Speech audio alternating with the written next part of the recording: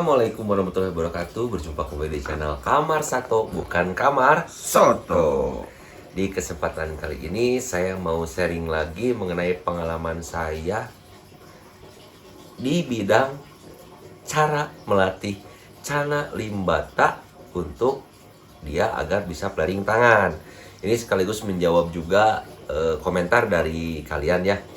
Tapi sebelum lanjut ke videonya, alangkah baiknya kalian klik tombol subscribe yang ada di bawah ini. Dan jangan lupa juga kalian aktifkan lonceng notifikasinya. Karena satu subscribe kalian merupakan semangat lebih untuk kami agar kami lebih semangat lagi untuk berkarya. Iya. Tanpa banyak basa-basi dan tanpa bacot lagi, kita langsung ke videonya. Gaskeun.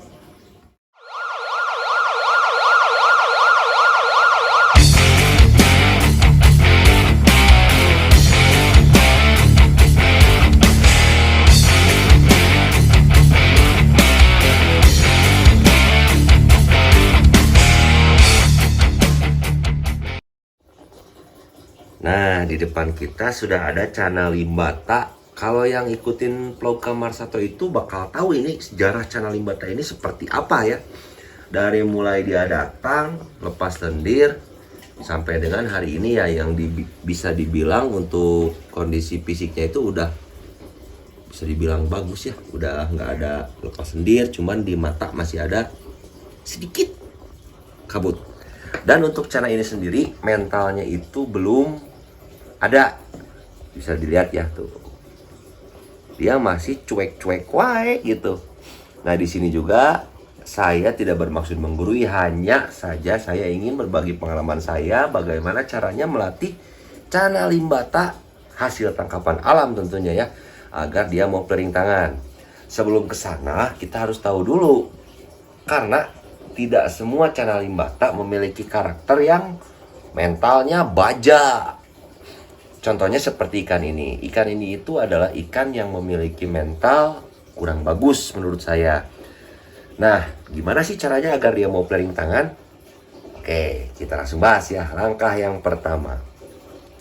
Biasanya untuk Cana Limbata hasil tangkapan alam itu, yang jelas kita harus rekondisi dia dulu. Rekondisi agar dia menjadi nyaman, dia mau makan, sama dia tidak lepas lendir. Karena untuk Cana Limbata tangkapan alam, lepas lendir itu udah menjadi santapan ya, santapan apa ya bisa dibilangnya ya, biasanya lumrah sekali gitu ya untuk Cana tangkapan alam tuh. Nah setelah melakukan langkah itu, untuk langkah gimana cara menangani lepas lendir, scroll aja ke bawah.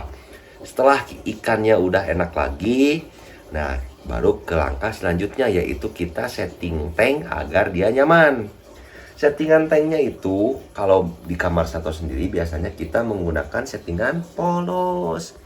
Maksud polos itu tidak, kita belum menggunakan seperti akar atau bahkan daun-daun yang seperti itu. Kita hanya menggunakan pasir dan tank yang sudah kita gunakan background ya. Kenapa sih setiap ngelatih mental itu tanknya harus ada backgroundnya? Nah, menurut saya pribadi dan berdasarkan pengalaman saya pribadi, agar ikan itu lebih fokus ke depan. Jadi kan otomatis kita tuh dalam pemberian makan, interaksi dan lain-lain halnya pun, ikan itu selalu melihat ke depan dan senantiasa mengenal kita. Kalau untuk ikan sih kenal banget enggak kayaknya, cuman karena kebiasaan. Kenal aja gitu. Jadi ya udahlah, dari si iya yang suka mere makan gitu. Ya udahlah, pokoknya kalau lihat tangan berarti itu dia mau ngasih makan gitu. Nah langkah selanjutnya kita biasanya mempuasakan ikan tersebut. Kenapa kita puasakan? Upayanya itu karena agar dia aktif dulu aja. Setelah aktif, nah baru kita langkah selanjutnya. Dan untuk ketika kita ngelatih mental di Kamar Sato, sering banget ya kita tekankan agar memberi makannya itu dengan ulat hongkong atau dengan jangkrik.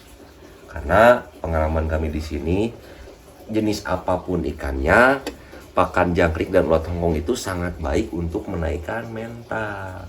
Itu berdasarkan pengalaman kami ya. Apabila ada pengalaman yang lain bisa di komen, atau bisa juga kalau misalkan ada katak sawah atau bancet, nah bisa ya dikasih bancet. Boleh. Cuman untuk pemberian bancet itu tidak bisa setiap hari. Maksimal itu 1 minggu 2 kali cukupnya.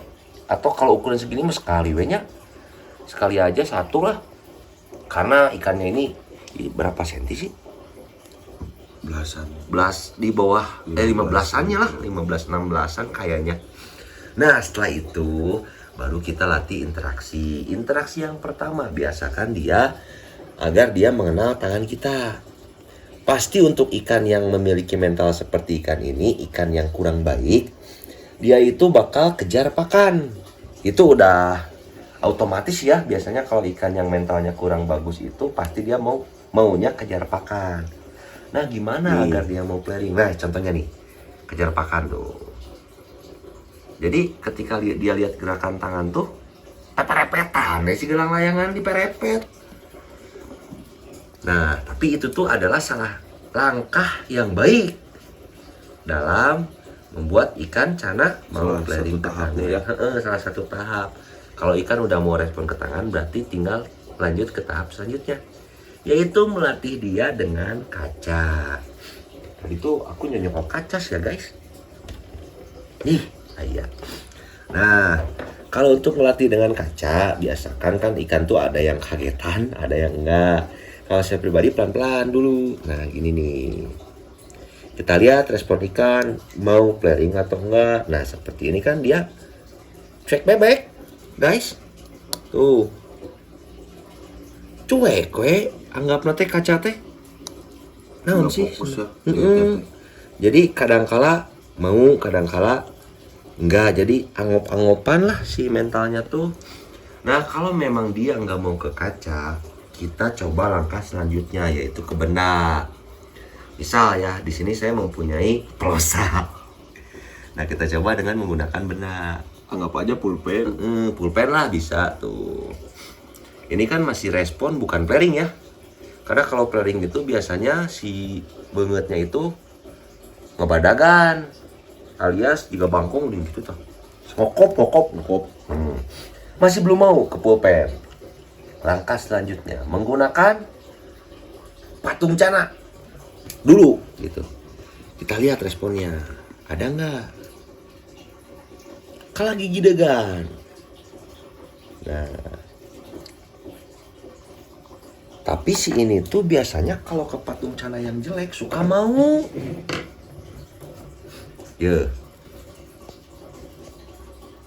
Masih nggak mau juga, takol dikit. Kenapa kita takol? Biasanya kalau ikan yang ambekan, kita ganggu tuh, dia malah marah gitu.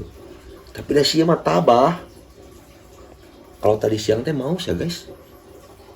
Ini lagi bete kayaknya ini. Lapar ya mah. Kayak orang ya, kalau lapar dia mah rudet.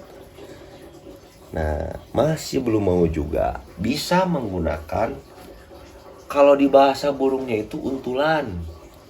Untulan tuh apa ya kalau di sekatnya? Ya. Jadi dalam satu tank ini kita bisa sekat menjadi 2 dan kita simpan ikan lagi. Ikan sejenis lah kalau bisa, ikan sejenis, cuman si kacanya tuh pas dikasih lihatnya tuh disolasian tengahnya kebuka geningan. Dibolongin dikit lah. Jadi misalkan jangan full ditutup ya. Untuk kacang tutup ya full sama solasi. Nah, sebagian 2 jari lah segini dari posisi sini ke sana dilowongkan dengan tujuan dia agar mau ngelihat lawan tapi nggak sepenuhnya dia teterusan gitu. Soalnya yang kita takutkan juga kan ikannya jadi stres gitu. Nah, setelah itu kalau masih biasanya sih cara itu tuh untuk ikan apapun pasti pairing ya. Nah, di saat ikan itu pairing, mulailah kita coba ketika dia pairing kanan kiri, kita kasih tangan atau kita coba gedor-gedor ya. Biasanya kalau ikan responnya bagus, dia langsung menghadap ke depan dan dia mau respon. Nah, paling untuk cara terakhir itu seperti itu, karena untuk cara yang paling ekstrim yaitu diadukan, janganlah ya, sayang lah ya. Walaupun ikannya jadi bermental cuman kasihan. rusak. Tapi kalau kalian emang udah pusing, mangga lah ya. Cuman kita nggak tanggung resikonya. Cuman kalau di kamar sato biasanya itu cara yang paling terakhir kita lakukan. Nah, ini untuk ikan ini kan memang belum mau pairing ya. Biasanya kalau cara tangkapan alam yang gede itu emang agak susah juga, tergantung karakternya sendiri sih. Nah ini kita ada contoh Cana limbata tangkapan alam, tapi dia udah mau pairing karena size-nya itu kecil. Nah ini nih, kita lihat nih, kita lihat sedikit aja lah ya. Ini nih. Nah, mau ke depan kan? Mau dia. Bahkan ikan ini tuh yang saya suka itu dari mulai dikasih ya, ini dikasih dari Om Jito, nggak pernah lepas lendir sampai sekarang coy. Bener kan? Sampai Udah hari adaptasi ini ya? adaptasinya udah bagus tuh. Terus yang ini juga mau, cuma kelihatan kalau ini. Enggak. Ini mah enggak ada ikannya. Di Oh, sini nggak mah belag-beg. Nggak kelihatan lah ya. ada kalangkangnya doang. Nah udahlah paling. Nah ini satu lagi nih, saya lupa. Mana si Cakil ada kan? Itu di sana. Coba kasih cakil. Ah itu. Ini Oh ini mah mau biasanya.